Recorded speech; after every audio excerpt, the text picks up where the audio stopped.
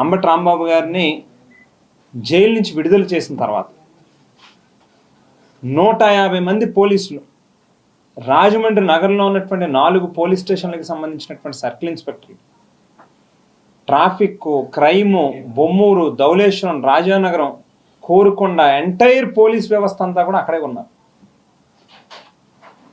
ఆయనని ప్రశాంతంగా చాలా శాంతియుత వాతావరణంలో ఆయన జైలు నుంచి బయటకు వచ్చాడు. ఆయన ఇంటికి వెళ్ళిపోవడానికి తప్పితే వేరొక ఇష్యూ ఏమీ లేదు అని చెప్పినప్పటికీ కూడా వినకుండా ఆయనని అడ్డగించి 150 మంది పోలీసుని ఇంటి చుట్టూ చుట్టుముట్టారు. మరి ఇవాళ ఈ ప్రభుత్వాన్ని ప్రశ్నిస్తూ ఉన్నాం, మీరు పోలీస్ వ్యవస్థల్ని ఈ రకమైనటువంటి దానికి ఉపయోగించేదానికంటే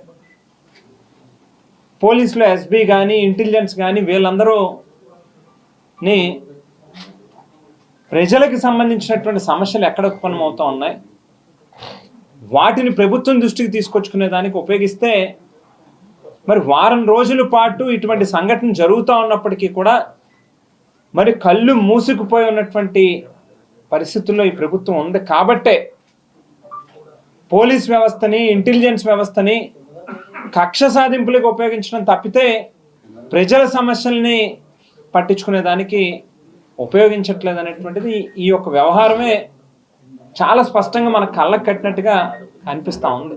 పాలలో కల్తీ జరిగి